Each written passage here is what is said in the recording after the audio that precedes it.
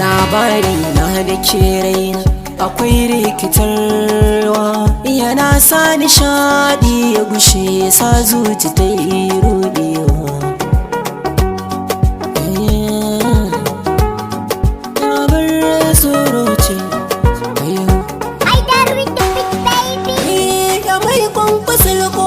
Kullum take zuwa min na abacci, kamar ni daban na ta in ta zo ta kanta yi da dukkan kunci.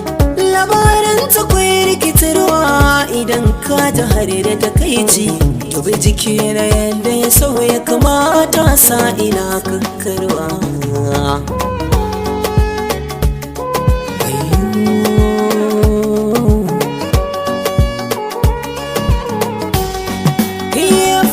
Cikina ni dai ita ce take bani kauna zalla, tana shi yadda dan girki inda ya ce shi kare na yi kwalla, tana kewayawa tare da ni mu je kora man so jimira.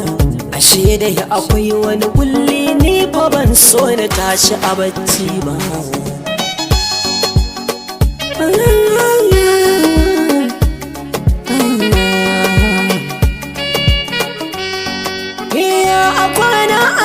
Muna girma mun hau dausayi da wanata, cikin martaba da kulawar so ta yi minni dukkan gata.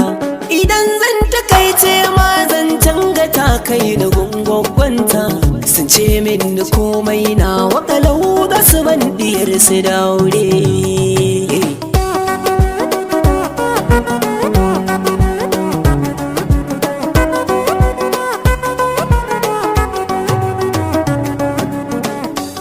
Jin da zuci take fama da shi sai gari ya waye, duba gabas sama ko kasa ko ina nai kamar dan maye. Ba zan ganta ba sai nai kwana kwatsam sai in ganta tsaye, tana ce da ni ta zaune zaman jira na ban zo da wuri ba.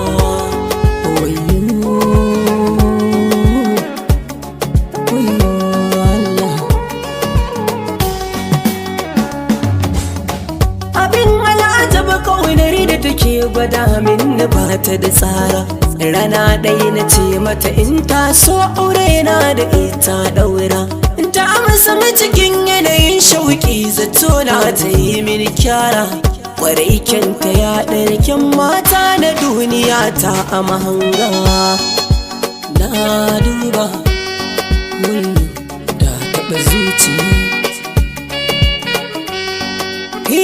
idan za na ganta hakika sai idan na yi kwancin bacci, sannan za ta zo mini ta ci ado a so ta yi min na halacci. Gani na da ita ido buɗe na je kasuwa da maraice, hana rantsuwa ita ce na gani amma ga miji ga 'ya'ya.